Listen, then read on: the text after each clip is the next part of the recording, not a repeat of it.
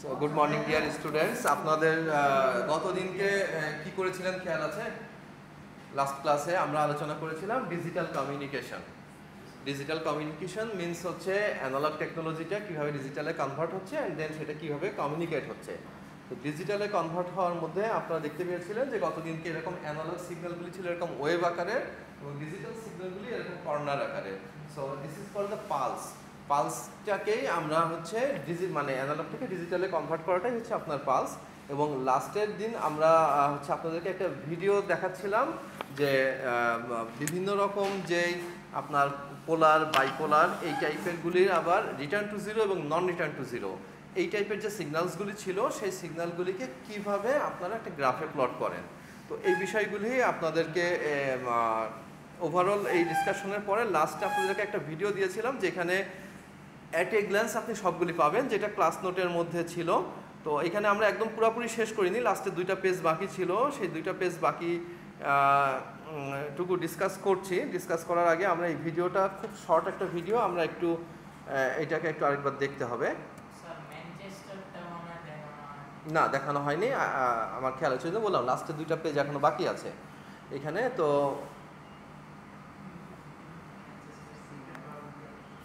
আসেন তাহলে কোন জায়গা থেকে আমরা বাকি ছিল আমাদের ওইটা লোডিং হতে থাকুক, ততক্ষণে আমরা দেখি যে গত দিনকে আমরা দেখেছিলাম হচ্ছে পোলার সিগন্যালে দেখেছিলাম। পোলার সিগন্যালিংয়ের মধ্যে ওই যে বললাম প্রত্যেকটারই NRZ মানে নন রিটার্ন টু জিরো, জিরোতে রিটার্ন করবে না, এইটা হচ্ছে নন রিটার্ন টু জিরো। আর RZ হচ্ছে রিটার্ন টু জিরো। প্রত্যেকটারই এরকম 2টা ক্যাটাগরি আছে। তো পোলার NRZ এ দেখেন যে দ্বিটাইম সিগন্যাল এখানে কি বলছে যে a high in data representation by a positive pulse while a low in data, মানে হাই মানে হচ্ছে ভোল্টেজ আছে আর লো মানে হচ্ছে ভোল্টেজ নাই, ঠিক আছে, হাই লো এর ক্ষেত্রে। এবং হাইয়ের ভ্যালু হচ্ছে 1, লো এর ভ্যালু হচ্ছে 0। তো কিছু কিছু জায়গায় আপনারা দেখবেন যে ম্যানচেস্টারে যখন আসবেন তখন দেখবেন যে -1ও আছে, মানে +1 0 -1। বাট বেশিরভাগগুলিতেই দেখবেন যে আপনারা যে উপর থেকে নিচে আসলেও ওইটাকে আমরা মাইনাসে না করে 0 লেভেলের দিয়েই হিসাব করে থাকি। তো এইটার যে আপনার আসছে এখানে বলছে যে while a low in data represented by a negative pulse the following figure depict is well. এই যে ফিগারটা দেখছেন এইটা আপনাকে এইটাকে ভালো পোলার NRZ-কে ভালোভাবে এক্সপ্লেন করে। উপরে 2টা লাইন তো কমন প্রত্যেকটার ক্ষেত্রে, যে ক্লক হচ্ছে এটা নর্মাল ক্লকেরই প্রত্যেকটা সেকেন্ড প্রত্যেকটা বিটের এই হচ্ছে একটা একটা বিট, প্রত্যেকটা বিটকে আমরা এই যে এরকম ডট ডট দাগ দিয়ে সেপারেট করেছি। ডেটাটা মনে করেন যে আপনাকে একটা ডেটা দিয়েছি, এই লাইনটা জরুরি না, আপনাকে একটা ডেটা দিলাম, ডেটা দিলে আপনি ডেটাটাকে ফার্স্টে এরকম লিখলেন, লেখার পরে এই যে পালসের এইটা আপনাকে যদি বলি যে এই যে ডেটা দিছে পোলার NRZ এর সিগন্যালটা ড্র করেন, তখন আপনি এরকম হালকা হালকা দাগ টেনে নেবেন, ডট ডট দাগ দিয়ে, মানে উপরের 2টা এই যে এইখান থেকে এই উপরেরটুকু না হলেও হবে, এই ডেটাটা আপনাকে দিয়ে দিচ্ছে, আপনি নিচে শুধু এটা করলেই হবে। দিস ইজ ইম্পর্টেন্ট, বাট আপনাদের বোঝার সুবিধার্থে উপরের 2টা অংশ প্রত্যেকটার মধ্যে ইনক্লুড করে দেওয়া হয়েছে। তাহলে দেখেন যে পোলার NRZ কি, এই যে ভোল্টেজ 0 মাইনাস ভোল্টেজ, এইখানে আপনাদের আমরা বলতেছিলাম যে নেগেটিভ অংশ আসলে নেগেটিভেও চলে যাবে, যে জিনিসটা আমি ওই যে ভিডিওটার মাধ্যমে অ্যাট এ গ্লান্সে আপনাদেরকে একটু দেখাতে যাচ্ছিলাম, যেটা ড্র না করলে আসলে একটু মুশকিল হয়ে যায় বোঝা। কোন ব্রাউজারে আসলো?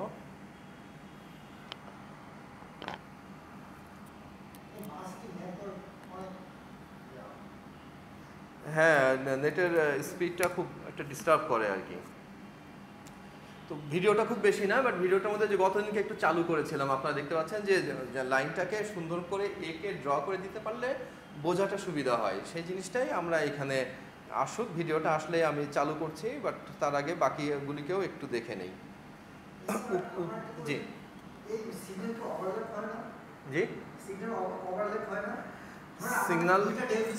সিগন্যাল নয়েজ হয়ে যায়, যে বললাম আমরা 2টা ডেটাকে আপনার একটা সিঙ্গেল চ্যানেলের মধ্যে দিয়ে যাচ্ছে। গতদিনকে মাল্টিপ্লেক্সিং বলছিলাম, মাল্টিপ্লেক্সিং কী করে, অনেকগুলি সিগন্যালকে মাল্টিপ্লেক্স করে একটা চ্যানেলের মধ্যে দিয়ে যাচ্ছে, একটা মাল্টিপ্লেক্সের একটা ডিভাইস সেটার মধ্যে দিয়ে যাচ্ছে।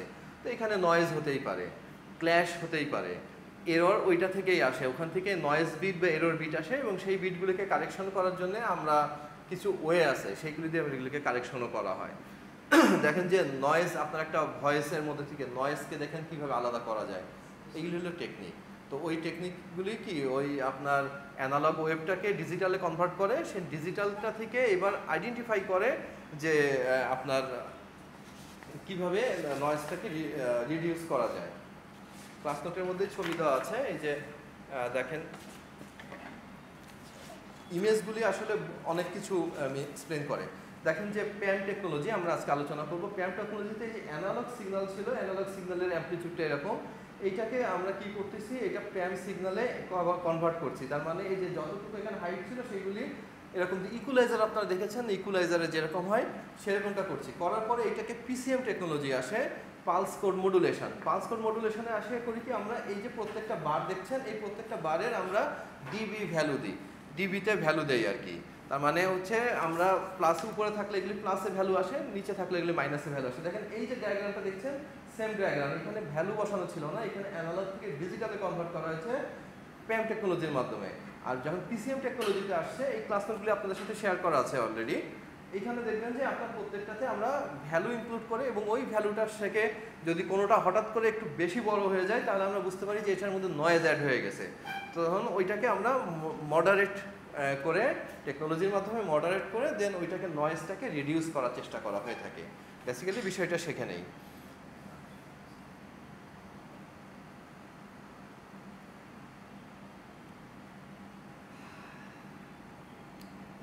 লোড হোক, আচ্ছা লোড হোক।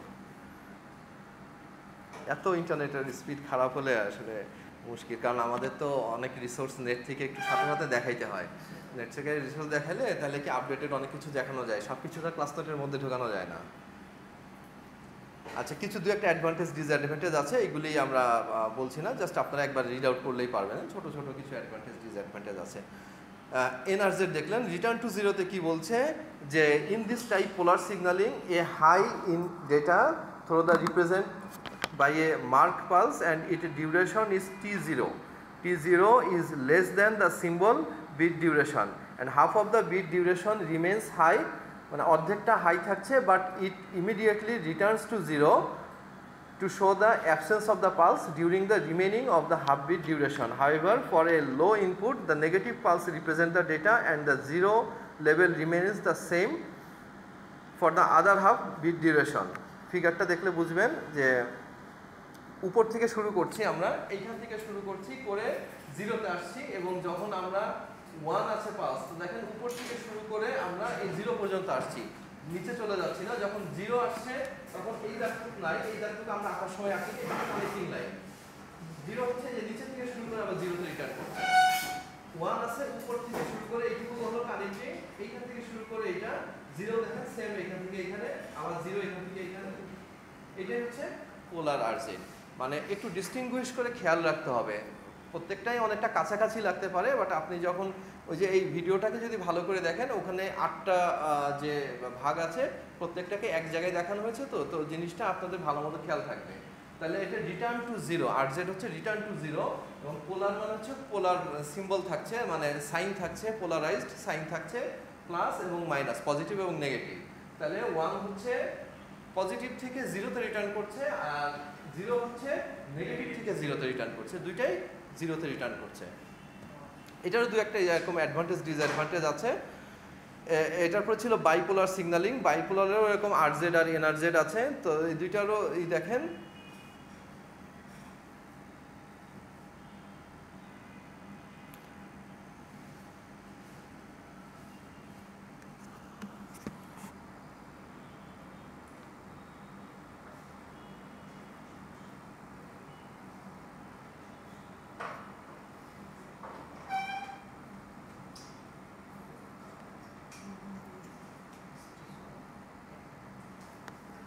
আমি জাস্ট স্পেসিফিক এরিয়াটুকুকে দেখাই, আপনারা প্রয়োজনে এইটুকে নোট করে রাখবেন। এবং ওই যে বলছিলাম যে দু একটা গ্রাফ পেপার নিয়ে, গ্রাফ পেপারের মধ্যে ড্র করলে আপনারা ভালো মতো করতে পারবেন। ইন দ্য এক্সাম টাইম দেখা যাচ্ছে যে এইগুলি সাধারণত দেখা যাচ্ছে আমাদের ফিজিক্স এক্সামের সময় আপনারা যে যখন ইন্টারমিডিয়েটের সময় এরকম গ্রাফ পেপারে আমরা করছি, আপনাদের সময় ছিল কি না জানি না, আমাদের গ্রাফ পেপারই প্রোভাইড করা হতো, গ্রাফ পেপারের মধ্যে ড্র করা হতো আর কি। একটু আমি দেখাই, না আমাদের ওই লাগবে না। এই সবগুলো জাস্ট কানেক্ট করে দাও। নাও moving on to the next one, অর্থাৎ পোলার এনার্জি এর, এই এর দ্বারা আসলে বোঝাচ্ছে নন রিটার্ন টু জিরো লেভেল এবং পোলার, অর্থাৎ আমি কি অবস্থায় ভিডিওর কোয়ালিটি একদম পরিষ্কার ভিডিও, বাট এখানে আসছে না। ইউনিপোলার, পোলার, বাইপোলার 3 রকম, return to zero, non return to zero, আর একটা হচ্ছে আই, একটা হচ্ছে এল, ইনভার্টেড আর লেভেল।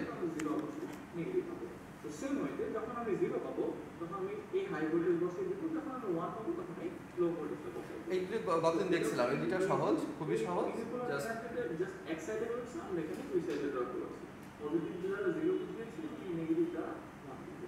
So last step কি হবে, সেম হবে, জাস্ট আমরা কানেক্ট করে দেব। Now moving on to the next one, that is polar energetic I, অর্থাৎ polar energetic inversion। 144 পিতেই পাচ্ছে না নিতে। এবং পোলার আমরা উপরে বা নিচে যে কোনো দুই সাইডে যেতে পারি। সো এবার আমরা দেখি আসলে এই ইনভার্সন বলে কি ডিফারেন্স। ইনভার্সনটা আসলে কাজ করে যখন আমরা নেগেটিভ 0 পাবো তখন আমরা কোনো ইনভার্সন করব না, অর্থাৎ এই যে বেস চিহ্ন দেওয়া থাকবে যখন আমি 0 পাবো তখন কোনো ইনভার্সন।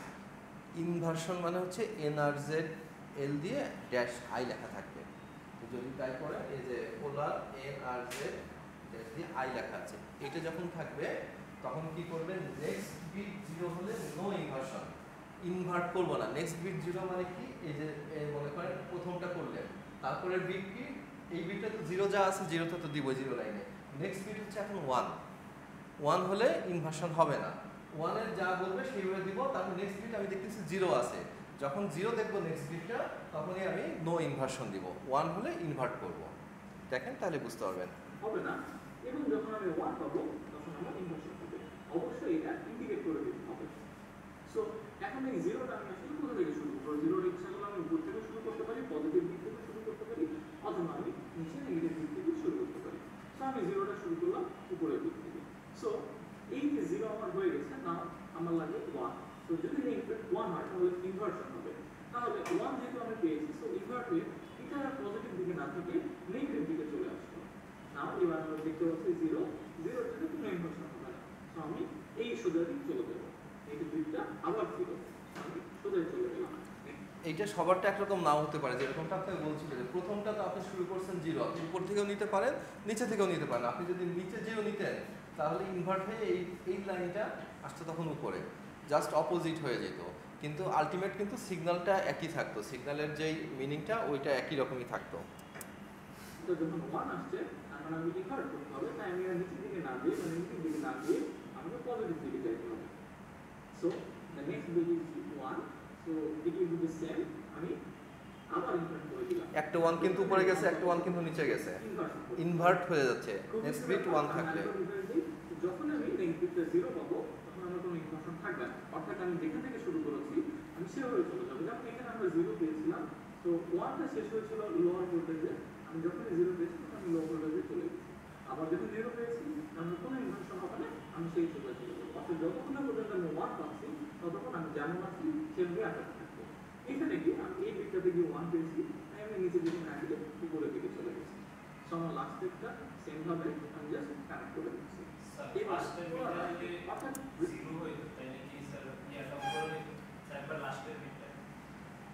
লাস্টের বিটটা যদি 0 হতো, এখানে মনে করেন 0 আছে, আপনি মনে করেন এইটুকু আর নাই, আপনাকে এইটুকু 0 1 0 0 এই পর্যন্ত দিছে, এইটুকু দিয়ে চিন্তা করে নেন। এবার তাহলে যখন আপনি নেক্সট বিট 0 চিন্তা করবেন, এই 0তে এই 0 এর এগেইনস্টে চিন্তা করছেন, এখানেই শেষ, এইটুকু আর নাই মনে করেন, তাহলে কি করতেন, নেক্সট বিট আমি চিন্তা করছি যখন এই বিটটা ড্র করছি, এই বিটটা যখন ড্র করেছি তখন আমি দেখছি এইটুকু ড্র করার পরে নেক্সট বিট কি আছে, নেক্সট বিট যদি 0 থাকে তাহলে ইনভার্সন করব না, মানে আমরা সোজা ড্র করে যাচ্ছি। নেক্সট বিট যদি 1 থাকে তাহলে ইনভার্সন করতাম। তো নেক্সট বিট যদি 0 থাকে, এরপরেও যদি 0 থাকে আপনি টেনে যেতেন নাই, নেক্সট বিট 1 আছে বলে আমরা ইনভার্ট হয়ে উপরে আসছি। আবার তারপরের বিট যদি 0 থাকতো তাহলে এখানে কন্টিনিউ করতেন। তারপরের বিট 1 আছে, 1 মানে কি ইনভার্ট করব, তার মানে একটা 1 উপরে একটা 1 নিচে।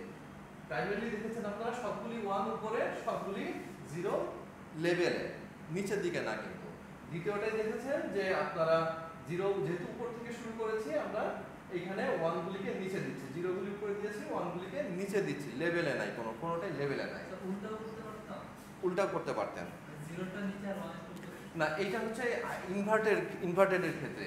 বাট যখন এল ছিল, লেভেলে ছিল, তখন আপনি 0 গুলিকে উপরেই রাখছেন, 0 গুলিকে উপরে রেখেই করছেন।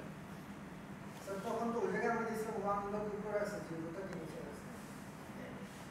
দাঁড়ান এটাকে আবার দেখাচ্ছি, এখানে এটাকে আবার দেখান। টু দ্য নেক্সট ওয়ান, অর্থাৎ পোলার এনার্জি, এনার্জি এল, এই এল দ্বারা আসলে নন রিটার্ন টু জিরো লেভেল এবং পোলার, অর্থাৎ আমি শুধু এক সাইডে না, আমি এই এক্সিসটার উপরে বা নিচে যে কোনো সাইডে যেতে পারি। সো আমি এবার ধরে নিচ্ছি যে আমি এবার জিরোকে প্লাস দ্বারা রিপ্রেজেন্ট করবো, অর্থাৎ পজিটিভ ভোল্টেজ দ্বারা রিপ্রেজেন্ট করবো। এটা ইচ্ছা মতো ধরে নেওয়া যায়। জিরোকে পজিটিভ ধরলে ওয়ান অবশ্যই নেগেটিভ হবে, আবার যদি আমি ঠিক আছে, এটা আপনি পজিটিভ খেয়াল করেছেন নেগেটিভ হবে। যে আপনাকে মানে আপনি কে জিরোকে পজিটিভ বা নেগেটিভ যে কোনোটাই ধরতে পারবেন। এটা খেয়াল রাখবেন কোনটার ক্ষেত্রে, এল এর ক্ষেত্রে, এনার্জি এল, পোলার এনার্জি এল এর ক্ষেত্রে। আপনি যদি জিরোকে পজিটিভে ধরেন তাহলে ওয়ানকে নেগেটিভে দিবেন, জিরোকে যদি নেগেটিভে ধরেন ওয়ানকে পজিটিভে আনবেন। পজিটিভ ভোল্টেজ দ্বারা রিপ্রেজেন্ট করবো। এটাও এনার্জি এল, এই এল আরেকবার দেখেন, নন রিটার্ন টু জিরো লেভেল এবং পোলার, অর্থাৎ আমি শুধু এক সাইডে না, আমি এই এক্সিসটার উপরে বা নিচে যে কোনো সাইডে যেতে পারি। সো আমি এবার ধরে নিচ্ছি যে আমি এবার জিরোকে প্লাস দ্বারা রিপ্রেজেন্ট করবো, অর্থাৎ পজিটিভ ভোল্টেজ দ্বারা রিপ্রেজেন্ট করবো। এটা ইচ্ছা মতো ধরে নেওয়া যায়। জিরোকে পজিটিভ ধরলে ওয়ান অবশ্যই নেগেটিভ হবে, আবার যদি আমি ওয়ানকে পজিটিভ ধরি তাহলে জিরো অবশ্যই নেগেটিভ হবে। তো সেম ওয়েতে যখন আমি জিরো পাবো তখন আমি এই হাই ভোল্ট, আচ্ছা আমরা 4 নম্বরটায় আসতেছি এবার। এই দিকটাতে গিয়ে ওয়ান পোলার আরজেড, যেটাই যে দেখাচ্ছিলাম একটু আগে, খুবই সহজ আর কি। পোলার আরজেডটা সেমভাবে আমি রিটার্ন করতে হবে জিরো। আমি যখন এই জিরো ডিসপ্লেটা এখানে বসাতে যাবো তখন আমাকে অবশ্যই মাঝখানে আসতে হবে একবার। তার মানে আমি যখন জিরোকে রিপ্রেজেন্ট করবো তখন আমি কি করবো, আমি এই নিজের দিক থেকে উপরে যাবো, এবারে এখানে আমাকে জিরোতে আসতে হবে। এই জন্য এটাকে বলে রিটার্ন টু জিরো। তাহলে যখন ওয়ান থাকে তখন ওয়ান যখন থাকে তখন অবশ্যই আপার ভোল্টেজ বা হাই ভোল্টেজ থেকে যাবে। তো জিনিসটা এরকম, যখন আমি জিরো পাবো তখন নিচের দিক থেকে শুরু করে জিরো এক্সিসে গিয়ে আমি ডান দিকে চলে যাবো এবং ওয়ান পাবো তখন হাই ভোল্টেজে গিয়ে জিরোতে গিয়ে এবং সমান করে চলে যাবো। তো আমি যতবার জিরো পাবো ততবার আমি লো থেকে শুরু করবো, আবার যতবার আমি ওয়ান দেখতে পাবো ততবার আমি আপার থেকে শুরু করবো। আবার ওয়ান আছে তো আবার আপার বা হাই ভোল্টেজ থেকে শুরু করবো। সো আমাদের প্লটটা হয়ে গেছে। সো আমার লাস্ট স্টেপটা কি হবে, লাস্ট স্টেপটা হবে পুরোটা আমার কানেকশন করে দেওয়া। সো এটাই ছিল আমার পোলার আরজেড। সো আমরা এখন যে তিনটি polar NRZ, polar NRZ L, polar NRZ I এবং পোলার আরজেড সম্পর্কে জানলাম, এগুলো বললাম। এবার আমরা নেক্সট গ্রাফে চলে যাই। এই গ্রাফে আমরা জানবো ম্যানচেস্টার, ডিফারেনশিয়াল ম্যানচেস্টার, ইএমআই এবং সিরোডাইনামিক সম্পর্কে। আমরা সেম ডিসপ্লেটা নিলাম এবং আমরা জায়গাগুলো ভাগ করে দিলাম। তো প্রথমে চলে যাই ম্যানচেস্টারে। ম্যানচেস্টারকে আসলে বলা হচ্ছে আরজেড এবং এনার্জি এল এর একটা কম্বিনেশন, অর্থাৎ আমাকে অবশ্যই এখানে রিটার্ন টু জিরো করতে হবে এবং এনার্জি এল এর যে লেভেলিং ফর্মুলা আছে সেটা ইউজ করতে হবে। এখানে কোনো ইনভার্সনের ব্যাপার নাই। সো আমি যখন জিরো পাচ্ছি তখন আমি কিভাবে প্রকাশ করছি, আমি উপর থেকে আসছি, অর্থাৎ আমি হাই ভোল্টেজ থেকে জিরোতে রিটার্ন করে লো ভোল্টেজ চলে যাচ্ছি। আর আগেরবার আমরা কি করছিলাম, আমরা নিচের দিক থেকে বা লো ভোল্টেজ থেকে শুরু করে জিরো বরাবরই থেকে যাচ্ছিলাম। বাট এবার আমরা জিরো বরাবর না থেকে আমি হাই থেকে লোতে যাবো। আবার যখন ওয়ান পাবো তখন আমি লো থেকে হাই যাবো, অর্থাৎ যখন আমি জিরো দেখতে পাবো তখন আমার ভোল্টেজটা হাই থেকে শুরু হয়ে শেষেতে অর্থাৎ লো থেকে শেষ। এটা দুইটার কম্বিনেশন, মানে উপর থেকে শুরু করে নিচ পর্যন্ত আসছে।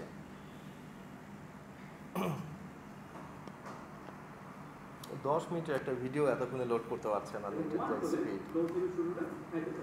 যখন জিরো দেখতে পাবো তখন হাই থেকে লো, আবার জিরো, আবার হাই থেকে লো, আবার যখন ওয়ান দেখতে পাচ্ছি তখন লো থেকে হাই, আবার ওয়ান দেখতে পাওয়ার জন্য লো থেকে হাই। তো আমার গ্রাফটা প্লট করা হয়ে গেছে, আমি জাস্ট কি করবো, কানেক্ট করে দেব। এবার আমরা দেখবো ডিফারেন্সিয়েশন।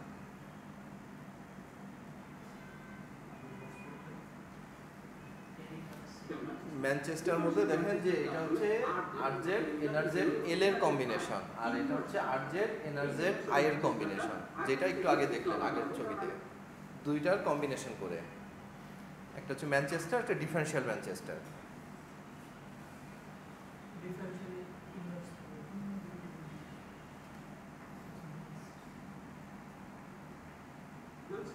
এবার হচ্ছে আমার ইনভার্সন।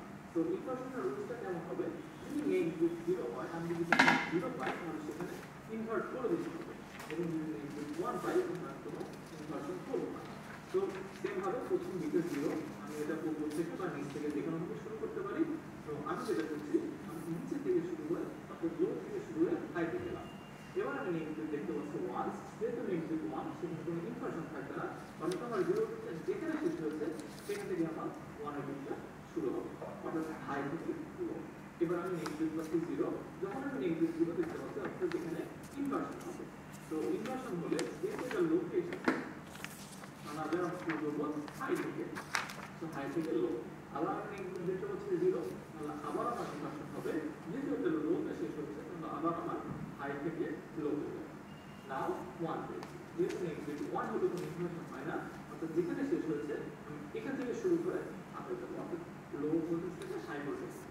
আবার 1, তার মানে আমার কোনো ইনভার্সন হবে না, আমি অবশ্যই আবার হাই ভোল্টেজ থেকে লো ভোল্টেজ করবো। তো আমি যদি এটা আরেকবার বলি, আমি যখন 0 দেখতে পাবো তখন আমি ইনভার্সন করে ফেলবো, আর যখন 1 দেখতে পাবো তখন কোনো ইনভার্সন করবো না।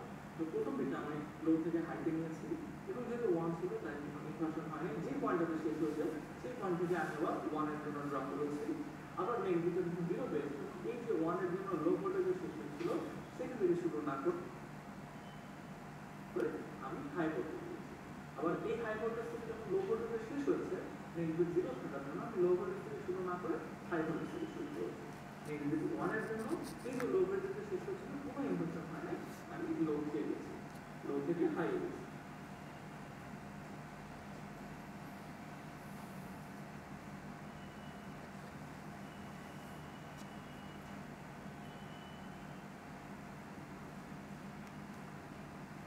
লাস্টের দুইটা আমার নোটের মধ্যে ইনক্লুড করা হয়নি, এটাই দেখছিলাম যে এএমআই পিরিয়ডরি দুইটা নাই, তারপর আমরা একটু দেখে নিই।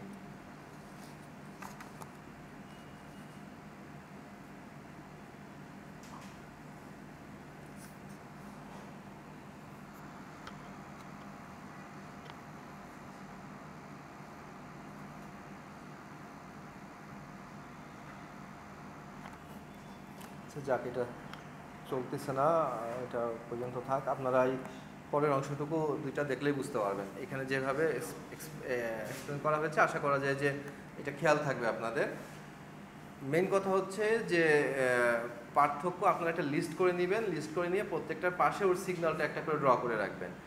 একটা লিস্টে যখন সবটা থাকবে তখন আপনার জন্য এটা পরবর্তীতে রিকল করার সুবিধা হবে, যে পরীক্ষার আগে একবার একটু রিভিশন দিয়ে নেব, তাহলে প্রত্যেকটার নামের পাশে ওইটা যদি সিগন্যালটা ড্র করে রাখেন, যে কোনো একটা ভ্যালু নেবেন আপনারা, সেম এই ভ্যালুটাই যে নেবেন এরকম না, যে কোনো একটা ভ্যালু নিয়ে সেইটাকে নিয়ে যখন আপনার করে রাখবেন, পরবর্তীতে আপনাদের এটা নিয়ে বুঝতে সুবিধা হবে আর কি। আচ্ছা, এইটার মধ্যে এই অংশটাই ছিল সিগন্যাল, এখানে এই পর্যন্ত শেষ। লিঙ্কটা যে দেখছেন, যে ভিডিওটা চালাচ্ছিলাম, লিঙ্কটা একদম লাস্ট লাইনে দেওয়া আছে। স্যার এই ক্ষেত্রে আমরা তো যখন কোনো কিছু ডেটা ফেস করি, যখন লোডিং করি, এই এগুলোই তো আসে ফ্রিকোয়েন্সিগুলো সে শো হয়। তাহলে যখন আমরা ইউটিউবের সেম একটা ভিডিও দেখি, মানে 1080 তে অনেক ক্লিয়ার দেখায়, মানে 144 এটা কিভাবে ঘোরা দেখায়? ডেটা কম্প্রেশনের টেকনিক আছে। আপনার একটা যখন ভিডিও আপলোড করেন, তখন এই ভিডিওটা আপনি মনে করেন যে একটা ভিডিও আপনি হোয়াটসঅ্যাপে আপনার বন্ধুকে পাঠালেন, তাহলে ভিডিওটা সাইজ যদি ফর এক্সাম্পল 10 MB থাকে, আপনি যখন অ্যাকচুয়াল ক্যামেরা দিয়ে তুলেছেন 10 MB ছিল, ওইটা যখন পাঠিয়ে দিয়েছেন হোয়াটসঅ্যাপে, তখন ওইটা দেখবেন যে 2 MB হয়ে গেছে। তাহলে 10 MBর ভিডিওটা 2 MB কী করে হয়ে গেল? কম্প্রেশন টেকনিক, কম্প্রেস করা হয়েছিল ভিডিওটাকে। তার মানে কম্প্রেস করা কি, এটা তো ডিজিটাল সিগন্যাল, টোটাল ভিডিওটাই তো 0-1-এ কনভার্ট হয়েছে, কনভার্ট হয়ে এরকম সিগন্যালে কনভার্ট হয়েছে। ওই সিগন্যালের মধ্যে থেকেই আপনার কম্প্রেস করে যেই সিগন্যালটুকুকে নিয়ে ভিডিওটুকু আগানো যায় সেইটুকু, মানে অ্যাকচুয়ালি ভিডিও তো আবার হচ্ছে ফ্রেমে চলে আসে, ফ্রেমে চলে আসে না, মানে আপনার পার সেকেন্ডে কতগুলি ফ্রেম যাবে। আর ফ্রেমগুলি কি, ফ্রেমগুলি হচ্ছে একটা করে পিকচার, আর একটা পিকচার কি, পিকচার হইতেছে অনেকগুলি পিক্সেলের সমষ্টি। পিক্সেলগুলি কি, পিক্সেলগুলি হচ্ছে কালার ডট। কালার ডট হলেই এখন মনে করেন একটা ইমেজ সাইজ ছিল যে 1080x720 সাইজের একটা পিকচার আছে, এইটাকে কম্প্রেস করে যখন আমি ওটার পিক্সেল কমায় নিয়ে আসছি, এই যে 144p বলছি, 144p মানে কি, চওড়ায় 144 পয়েন্ট করে দিচ্ছি, তাহলে হাইটে সেই রেশিওতেই হয়ে যাবে, 16:9 রেশিওতে অথবা 4:3 রেশিওতে, যে রেশিওতে নেন। তাহলে কি হচ্ছে, পিক্সেল আপনি একদম গোড়া থেকে চিন্তা করেন, প্রত্যেকটা ফ্রেমের পিক্সেলগুলিকে বড় বড়, প্রথমে ছিল ছোট ছোট ডট, এখন হচ্ছে বড় বড় ডট। এবার যখন স্মুথ ভিডিও দেখবেন তখন 30 ফ্রেম পার সেকেন্ড যাচ্ছে এভারেজে ধরেন, যখন আমরা ওটাকে কম্প্রেস করছি তখন দেখা যাচ্ছে 15টা 16টা ফ্রেম পার সেকেন্ডে যাচ্ছে। তাহলে দুই দিক থেকে কমায় দিচ্ছি, এক হচ্ছে আপনার পিক্সেলের সাইজগুলিকে বড় করে দিচ্ছি, প্রত্যেকটা ফ্রেমের সাইজ কমে যাচ্ছে, সেকেন্ড হচ্ছে ফ্রেম সংখ্যাও কমিয়ে দিচ্ছি পার সেকেন্ডে। তাহলে এইটা হচ্ছে কম্প্রেশন টেকনিক। এখন কম্প্রেশন আপনি কত % কম্প্রেশন করবেন সেইটার উপরে ডিপেন্ড করছে, যে আমি অল্প একটু কম্প্রেস করবো, আমি 10 MB ফাইলটাকে 7 MB হলেই আমার হবে, 8 MB হলেই হবে, এতটুকু কম্প্রেস করলেই হয়। তাহলে কি কোয়ালিটি মোটামুটি একেবারে লস না করেও করা যায়। দেখেন যে আপনার যখন ভিডিও কনভার্টের বিভিন্ন সফটওয়্যার পাওয়া যায় না, দেখবেন যে ওখানে লসলেস আছে একটা অপশন, যে কোনো রকম লস না করে আপনার কোয়ালিটি কোনো রকম লস না করে আপনাকে কনভার্ট করে দিচ্ছে। তো সেক্ষেত্রে কনভার্সনটা অত বেশি হয় না। বাট যখন আপনি অনেক মোর কম্প্রেশন দিবেন তখন ওই যে কোয়ালিটি যত কম্প্রেস করবেন তত কোয়ালিটি ডাউন হয়ে যাবে। সেম ক্ষেত্রে পিডিএফ ফাইলের ক্ষেত্রেও এরকম করা হয়। পিডিএফ ফাইল কী হয়, বড় করলে যতই বড় করেন আপনি পরিষ্কার দেখা যায়, আর যদি আপনি কোয়ালিটি কম করে দেন তাহলে সেই পরিমাণ বড় করলে আর পরিষ্কার থাকবে না, স্বাভাবিক কথা আর কি। সিগন্যালটাও এরকম। এখন আপনি আমরা যেই কোনটাকে করছি, এই সিগন্যালটার মধ্যে যদি আননেসেসারি কিছু থাকে সেইটাকে অমিট করে, এবং ওই যে নয়েজ থাকে যদি সে নয়েজগুলিকে অমিট করে, এইগুলিকে অমিট করে সিগন্যালটাকে একদম প্রপার যে অংশটুকু সেইটুকুতে করে। এইগুলির জন্য আবার সব হাই এন্ডের সফটওয়্যার থাকে যেটার মধ্যে দিয়ে পাস করলে সে কী করছে, ওটার এররগুলিকে, ওটার ভিতরে বেশ কিছু অ্যালগোরিদম সেট করা থাকে সফটওয়্যারের মধ্যে, যেটার মাধ্যমে আপনার অপ্রয়োজনীয় এবং রিডান্ডেন্ট যা আছে সেইগুলিকে অমিট করে দেওয়া হয়, এবং মেইন যে অংশটুকু সেই মেইন অংশটুকুকেই আপনার হচ্ছে শুধু রাখে আর কি, ফিল্টারাইজ করে রাখে, বাকিটুকুকে আউট করে দেওয়া হয়। আচ্ছা, এটা আমাদের ওই যে আগের নোটটার মধ্যে যেই নোটটা ছিল, এটা হচ্ছে নোট নাম্বার 5। নোট নাম্বার 5-এর মধ্যে প্রথম 2 পেজে যেটা আমাদের ডিজিটাল কনভার্সনের আলাপ করলাম, ওইটারই কিছু সংক্ষিপ্ত কিছু একটু দেওয়া ছিল। তারপর আছে অ্যানালগ টু ডিজিটাল কনভার্সন। আমরা যখন অ্যানালগ সিগন্যালকে ডিজিটালে কনভার্ট করি, এটাকেই অ্যানালগ টু ডিজিটাল কনভার্সন করার কথা বলছে। মানে এটাকেই অ্যানালগ টু ডিজিটাল, এটাকে কনভার্সন বলা হয়। যখন analogue signal is digitalised, then it is called হচ্ছে analogue to digital conversion. Suppose human send a voice in the form of analog signal, we need to digitalize the analog signal which is less prone to noise, and it requires a reduction in the number of values in the analog message so that they can be represented in the digital stream. And analog to digital conversion, the information contained in the continuous waveform is converted to the digital pulse. Continuous যে ওয়েভফর্মটা থাকে ওইটা ডিজিটালের পালসে convert হয়। তো techniques যেটা analogue two ডিজিটালে convert করার জন্য, যেটা আপনাকে একটু আগে বলছিলাম, প্যাম টেকনোলজি। প্যাম মানে হচ্ছে পালস অ্যাম্পলিটিউড মডুলেশন। এই টেকনিকে কি করছে, PAM technique takes the analogue signal, sample it, and মানে ওইটাকে যাচাই বাছাই করে, স্যাম্পল করার হচ্ছে যাচাই বাছাই করে, and generates A series of digital pulse. এই যে এইটা থেকে এর পাশেরটাই দেখতে পাচ্ছেন, এবং হচ্ছে কি করছে, generate A series of digital pulse based on the result of sampling. Sampling করার বেশ অ্যালগোরিদম আছে, অনেক অ্যালগোরিদম আছে, সেই সব অ্যালগোরিদমের মধ্যে দিয়ে পাস করে দেওয়া হয়। and where sampling means the measuring the amplitude of a signal at equal interval. PAM technique is not useful in the data communication as it translates the original wave form into pulse, but these pulses are not digital. To make them digital, PAM technique is modified into PCM technology.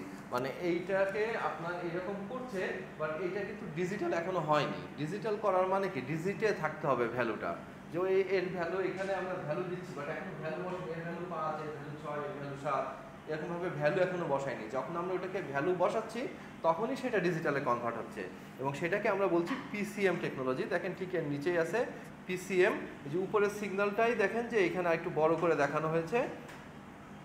তো PCM stands for pulse code modulation, and PCM technique is used to modify the pulse created by the, খুব বেশি কিছু লিখিনি, এতটুকুই লেখা এটার সম্পর্কে। So used to modify the pulse created by PAM from the digital signal. To achieve this, PCM quantize PAM pulse, and quantization is a process of assessing integral values in a specific range of simplified sample, যে sample করা হচ্ছে ওই sample ইনস্ট্যান্সকে। আর PCM is made for 4 separate process: PAM, quantisation, binary encoding এবং digital to digital encoding, এই 4টা ভাগে ভাগ করছে। তো টাইমের সাথে এর অ্যামপ্লিচিউডটাকে ওই যে আমরা বলছিলাম যে ছোট হাতের ডি আর বড় হাতের বি, এইটা দিয়ে আপনাকে প্রকাশ করা হয়। এই দুইটা টেকনিক আপনারা একটু দেখবেন। এই দুইটা টেকনিকের পরে পেজ ব্রেক হয়ে গেছে। এরপরে আসছে আপনাদের ট্রান্সমিশন মিডিয়া। আমরা তো ফিজিক্যাল লেয়ারে আছি। ফিজিক্যাল লেয়ার মানে কি, আমাদের একটা মিডিয়ার মধ্যে দিয়ে তো ডেটাটা পাস হচ্ছে। ফিজিক্যাল লেয়ারটা আপনাদের খেয়াল আছে না, যে যেখানে আমাদের ট্রান্সমিশন মিডিয়া ছিল। তো ট্রান্সমিশন মিডিয়া বলতে কাকে বোঝাচ্ছে? Transmission media is a communication channel that carries the information, মানে এটা একটা কমিউনিকেশন চ্যানেল যেটা কি করছে, that carries the information from sender to receiver and data transmitted through electromagnetical signal. এই যে সিগন্যালটা আপনারা দেখছেন ওইটাকে আমরা ইলেকট্রোম্যাগনেটিক্যাল সিগন্যাল বলছি। যে ইলেকট্রোম্যাগনেটিক্যাল সিগন্যালটা আপনার কি করছে, একটা ক্যারিয়ারের মাধ্যম দিয়ে পাস হচ্ছে সেন্টার থেকে রিসিভারের কাছে। And the main functionality of the transmission media is the carry the information from bits through LAN. LAN কানেকশনের মাধ্যমে বিটটাকে ট্রান্সফার করাটাই হচ্ছে এটার কাজ, ট্রান্সমিশন মিডিয়ার। And it is a physical path between the transmitter and the receiver in the data communication. আচ্ছা, digital transmission মিডিয়ার মধ্যে দেখেন যে নেক্সট পয়েন্টে আছে আমাদের আরও কয়েকটা পয়েন্ট ছিল, ডিটেলস বলছি না তো। Some factors need to be considered for designing a transmission media. আপনারা একটা ট্রান্সমিশন মিডিয়া যখন প্ল্যানিং করবেন যে আমি এইখান থেকে ওইখানে আমার একটা কানেকশন এস্টাবলিশ করব, আমার মনে করেন এ অফিস থেকে বি অফিসে একটা কানেকশন এস্টাবলিশ করব, যখন ডিস্টেন্স এস্টাবলিশমেন্টের এরকমই হয় তখন যে কোন মিডিয়া দিয়ে আপনি কাজ করবেন, ট্রান্সমিশনের তো অনেকগুলি মিডিয়া আছে, যেমন কোএক্সেল কেবল হতে পারে, আপনার ল্যানের কেবল হতে পারে, ফাইবার অপটিক কেবল হতে পারে, ইভেন ওয়্যারলেসও হতে পারে। তো কোন মিডিয়াটা চুজ করব আমি, সেই মিডিয়ার আবার আপনি কোএক্সেল কেবল নিলেন, সেই কোএক্সেল কেবলের তো অনেক কোয়ালিটি আছে। সেইগুলি করার জন্য আপনাকে কোন কোন বিষয়গুলি মাথায় রাখতে হয়, সেখানে 3টা পয়েন্টের কথা মেনলি আপনাকে বলা হয়েছে। যে অ্যাটলিস্ট আপনার ব্যান্ডউইথ কতটা হবে, ট্রান্সমিশনের ইম্পেয়ারমেন্ট কী হবে, আর হচ্ছে ইন্টারফারেন্স মানে বাধাপ্রাপ্ত সেইটা কী হবে। তো দেখেন ব্যান্ডউইথ বলছে যে all the factor are remaining on constant and the greater bandwidth of a medium the higher the data transmission rate of a signal. And আপনি ব্যান্ডউইথ যত বাড়াবেন সেই প্রপোর্শনে আপনার সিগন্যালের স্পিডটাও বাড়বে। ব্যান্ডউইথ আর নেটওয়ার্ক স্পিড এই দুইটা বিষয় কিন্তু আবার সেম না। ব্যান্ডউইথটা হচ্ছে এরকম যে একটা চ্যানেল, যে চ্যানেলের মধ্যে দিয়ে আপনার ডেটা যেতে পারে। মনে করেন একটা পানির লাইন যার থিকনেস 4 মিলিমিটার 4 ইঞ্চি, এইটা দিয়ে যতটুকু ফোর্সে পানি যেতে পারবে, একটা 2 ইঞ্চি ডায়ামিটারের পাইপ যেতে এতটুকু যেতে পারবে না। তার মানে দিস ইজ দ্য ব্যান্ডউইথ। স্পিডটা হচ্ছে আপনি কত ফোর্সে পানি পাস করছেন, সেটা হচ্ছে স্পিড। তো বিট পার সেকেন্ড, হ্যাঁ, কত বিট আমরা যাচ্ছে পার সেকেন্ডে যাচ্ছে।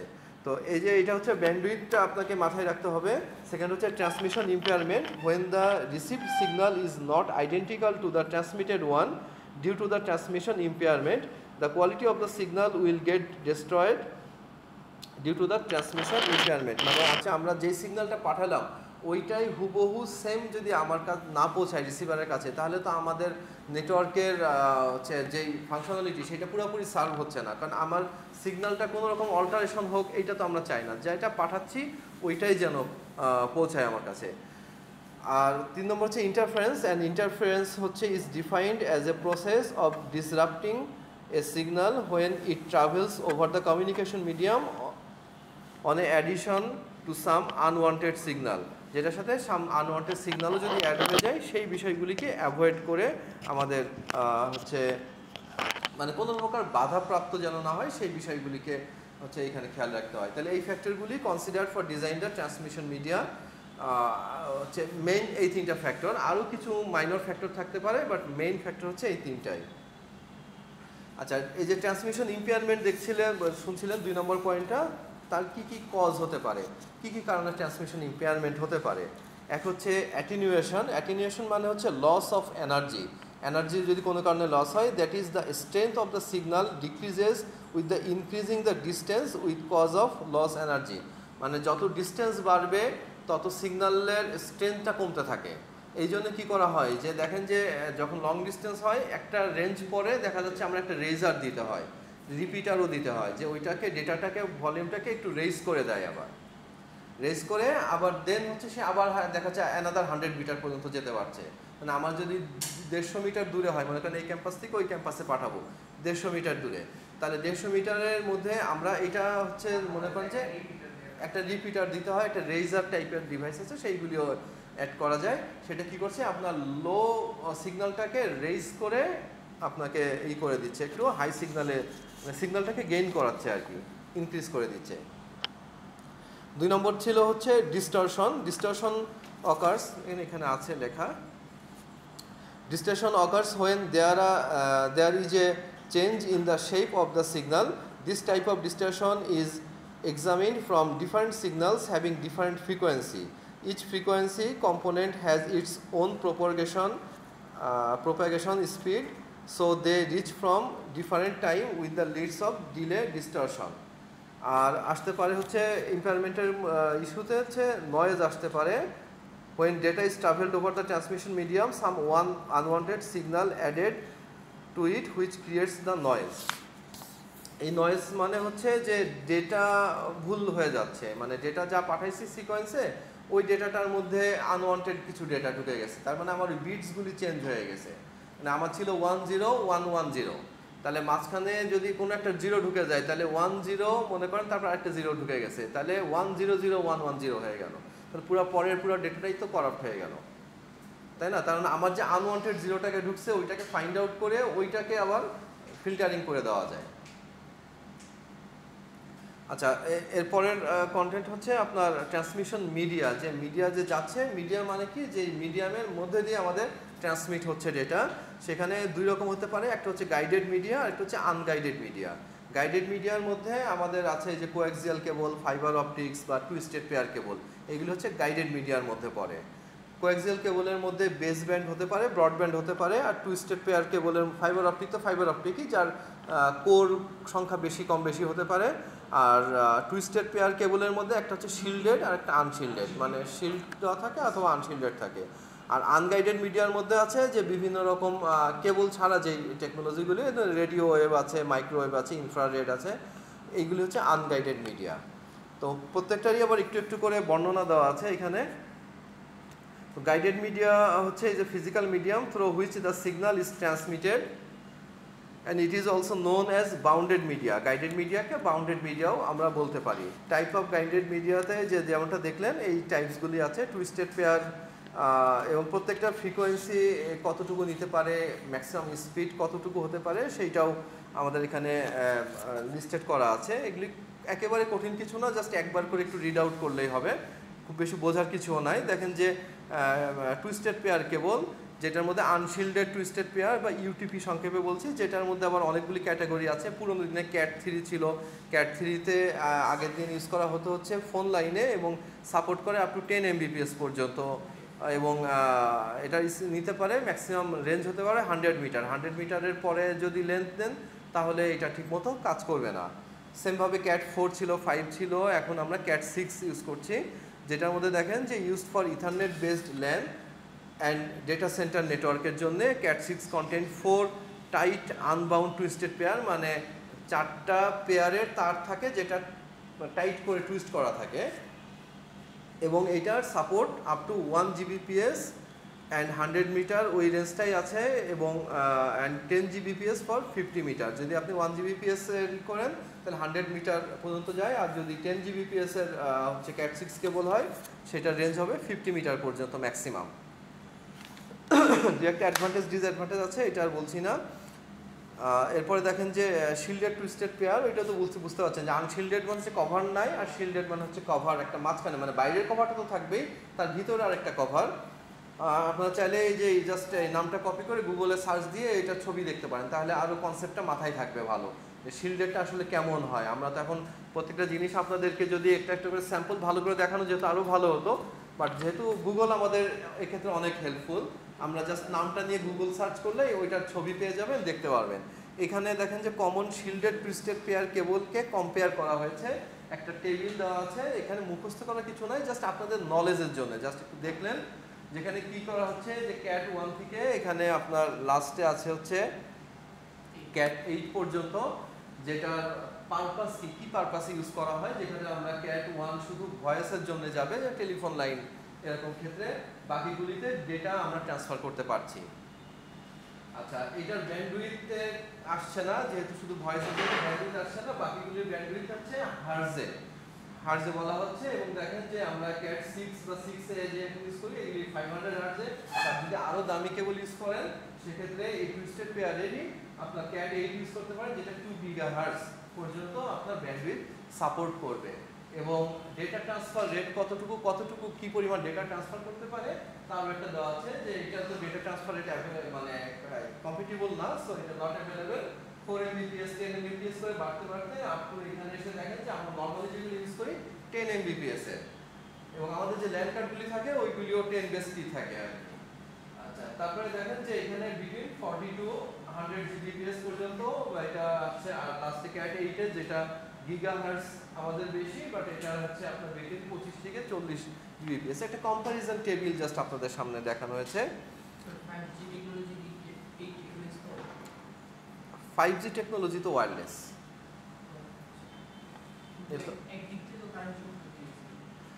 এখন ওইটা তো আপনার বিটিএস থাকে, বিটিএস এর মাধ্যমে, বিটিএস মানে হচ্ছে যে টাওয়ারগুলি দেখেন, টাওয়ারের নিচে একটা মেশিন থাকে, ওই মেশিন থেকেই এই সিগন্যালগুলিকে পারে, এবং ওইগুলি তো মাইক্রোওয়েভ সিগন্যালের মাধ্যমে আপনার মোবাইল থেকে যাচ্ছে কোথায়, টাওয়ারে, নিকটবর্তী টাওয়ার থেকে যাচ্ছে মেইন টাওয়ারে।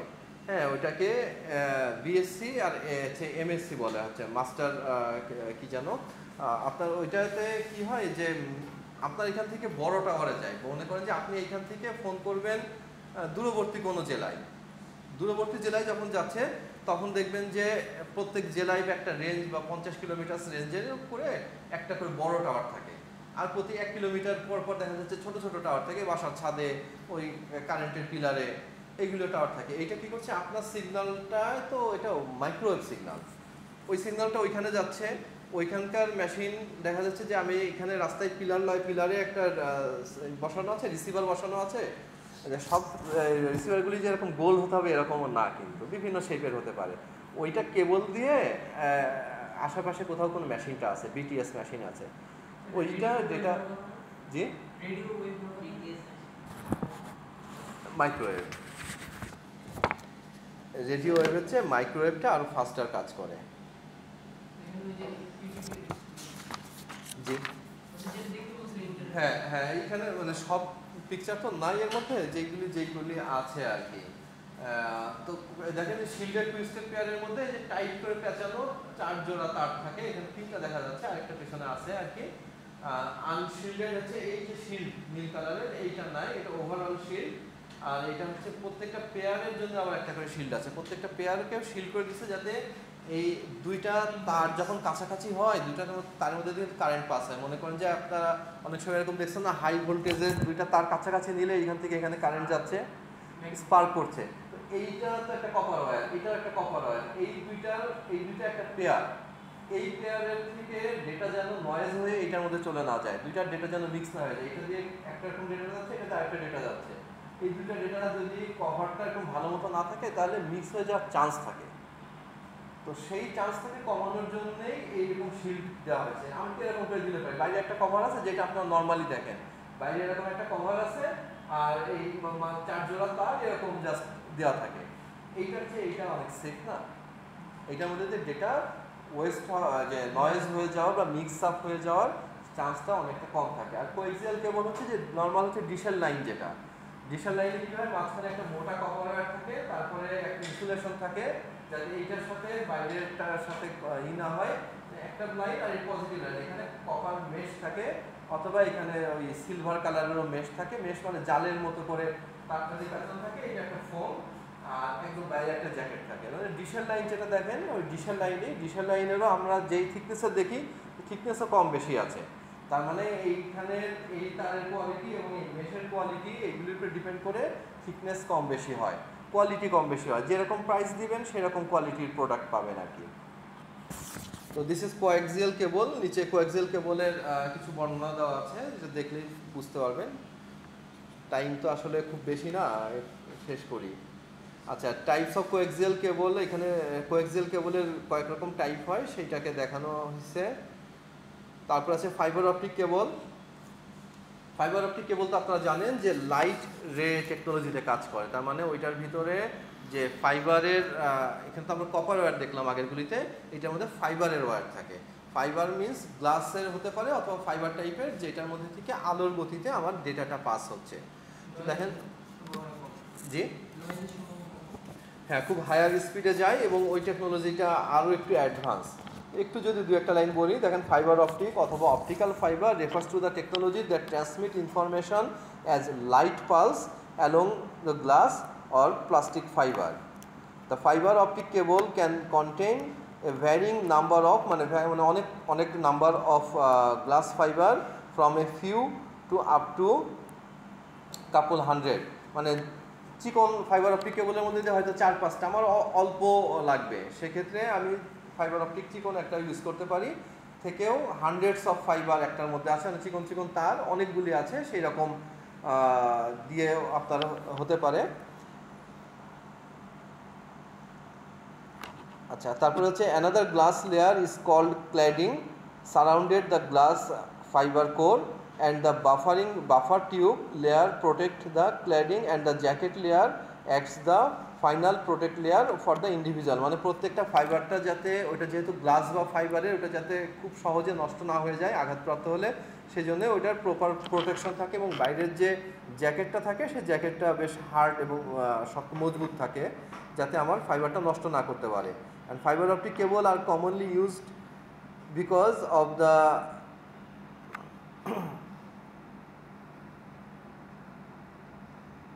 কোথায় বলছিলাম, হ্যাঁ, because of their advantage of copper cables some of this benefits includes the higher bandwidth and transmission speed. মানে কপার কেবলের চেয়ে এটার অ্যাডভান্টেজটাকে বলছে যে কপার কেবলের চেয়ে এটা হায়ার ব্যান্ডউইথ এবং ট্রান্সমিশন স্পিডটাও এটার বেশি।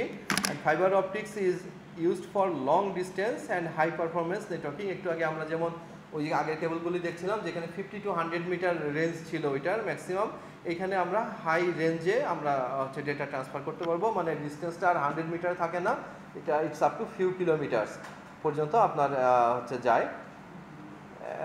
ইট is commonly used for telecommunication service such as internet, television and telephones. For example Verizon হচ্ছে যে আমেরিকান একটা মোবাইল অপারেটর কোম্পানি, লাইক বাংলাদেশের গ্রামীণ ফোন।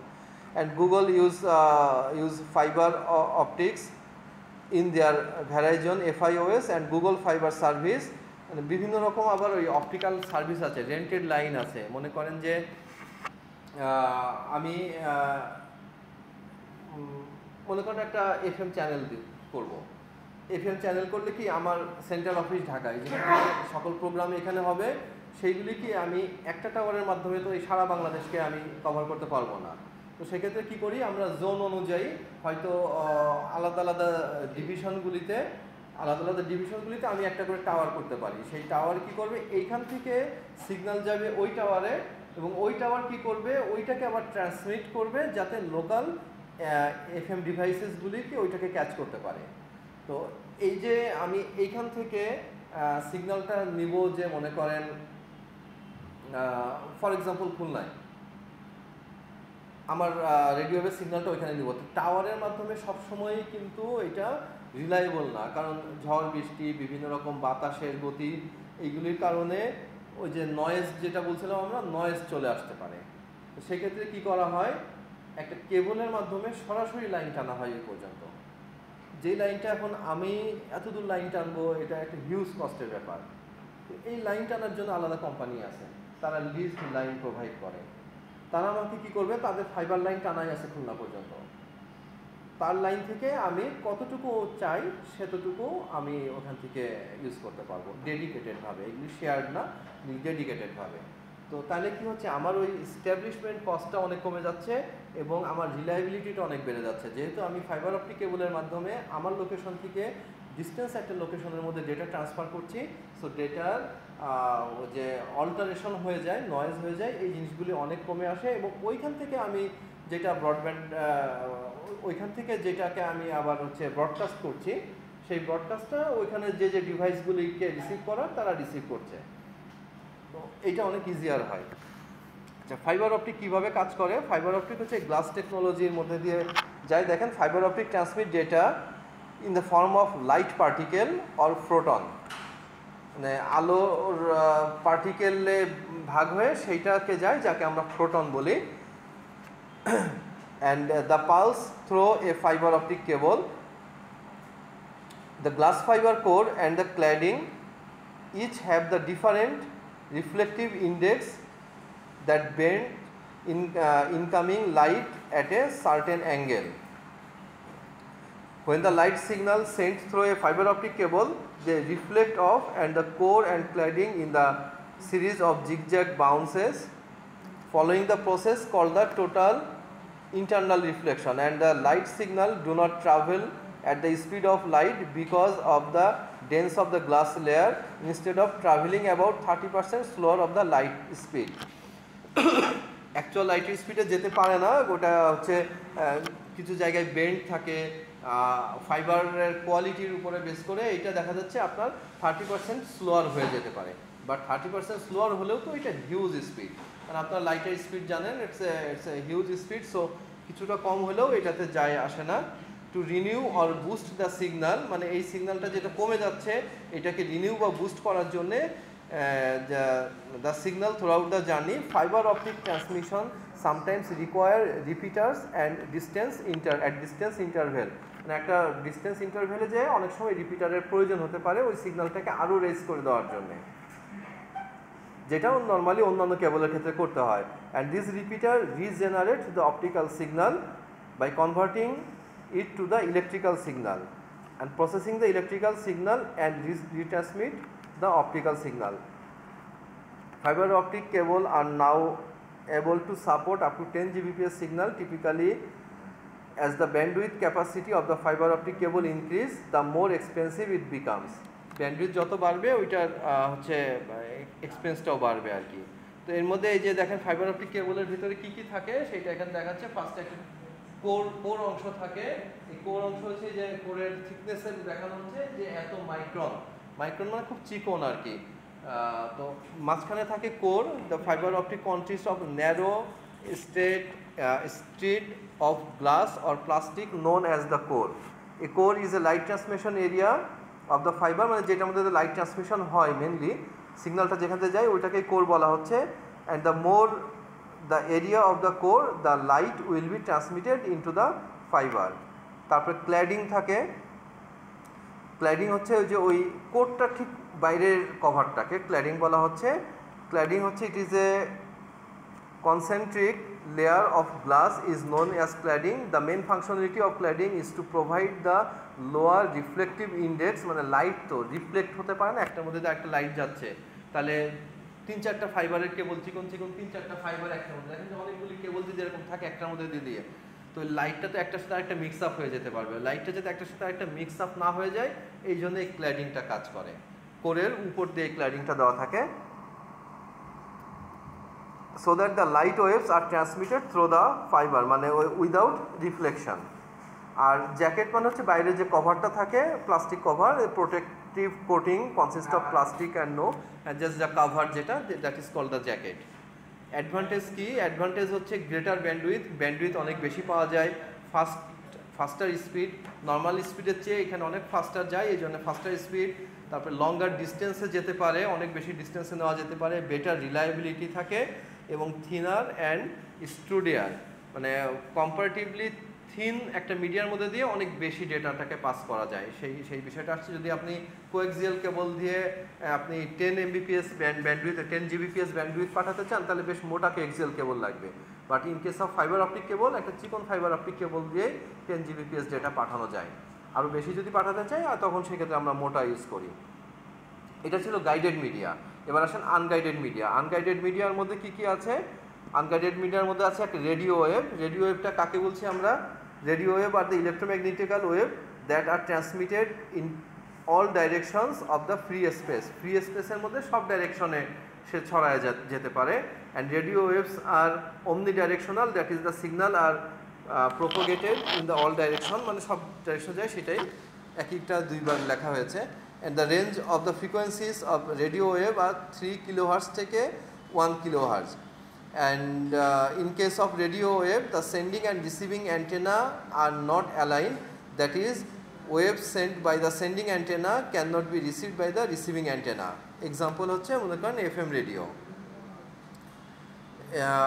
অ্যাপ্লিকেশন অফ রেডিও ওয়েভের মধ্যে আছে radio wave useful for multicasting when there are one sender and many receiver.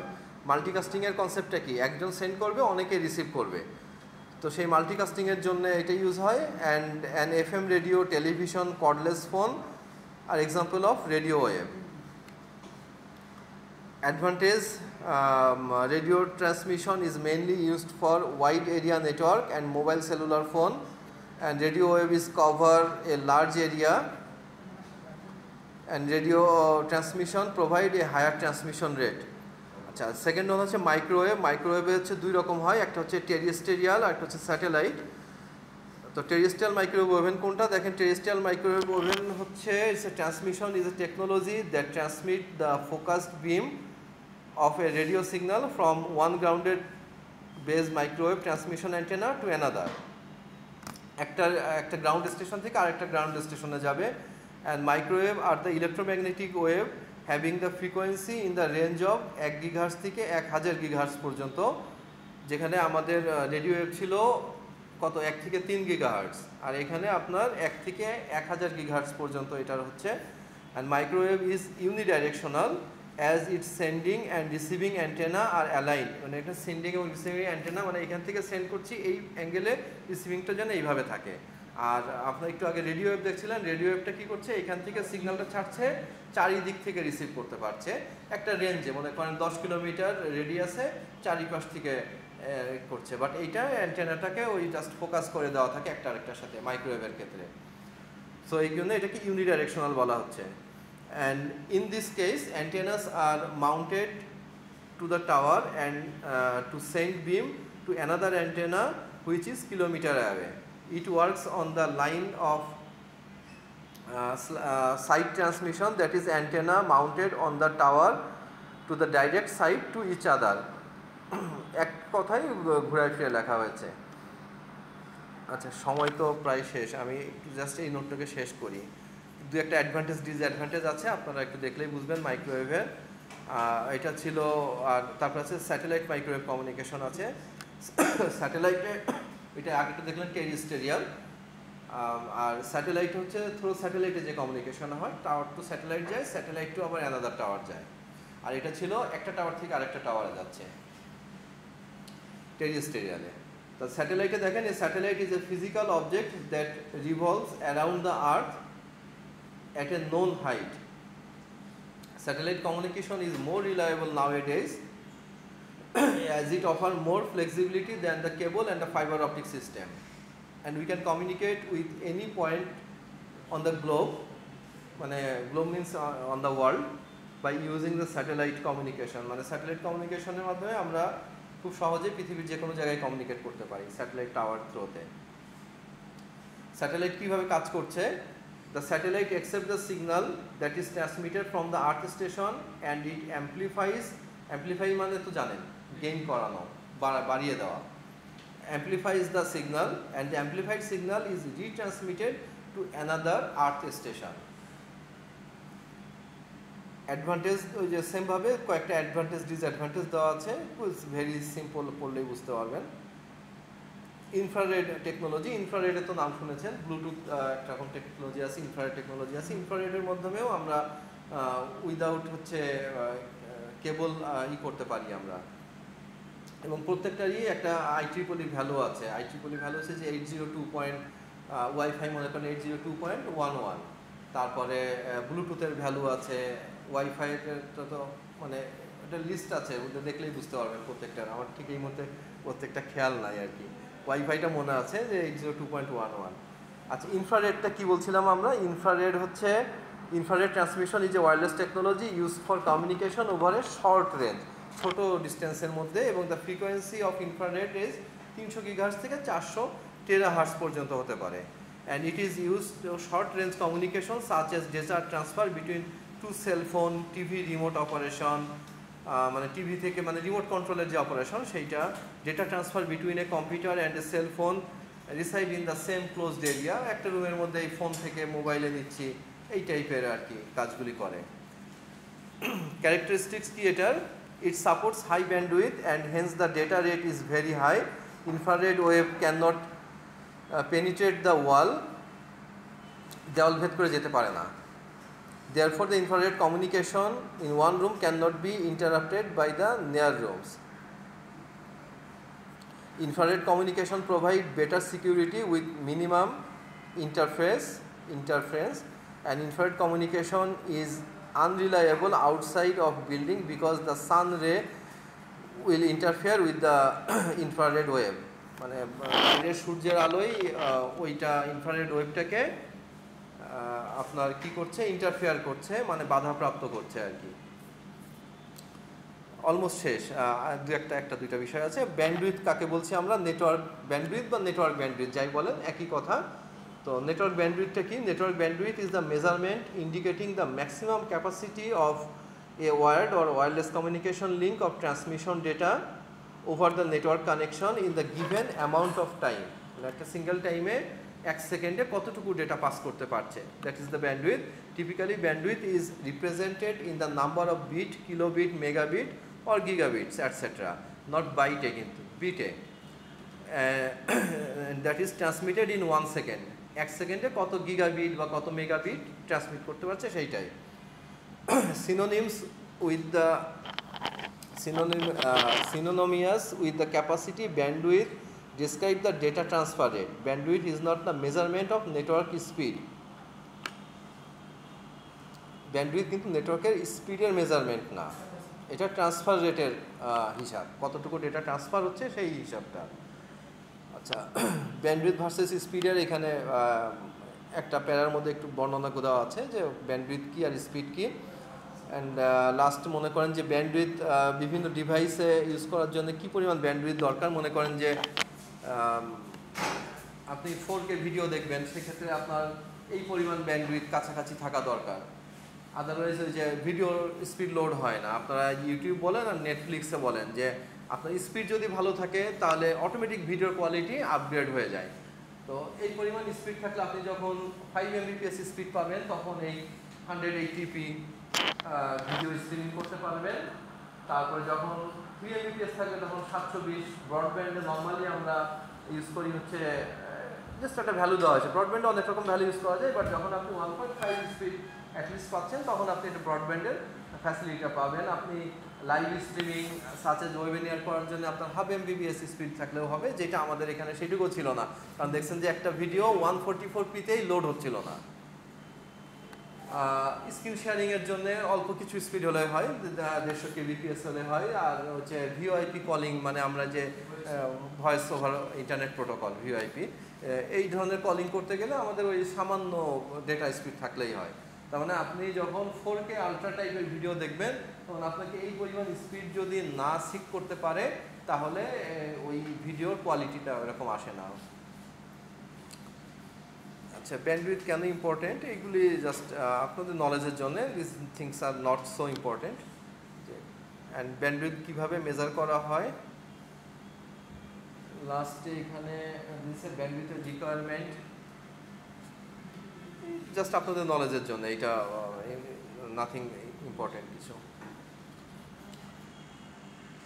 আচ্ছা, তাহলে এইটা ছিল আমাদের ক্লাস নোট নম্বর 5। আর ক্লাস নোট নম্বর 6টাও আজকে ডিসকাস করতে যাচ্ছিলাম, বাট টাইম নাই। এখান থেকে একটু জিনিস, হ্যাঁ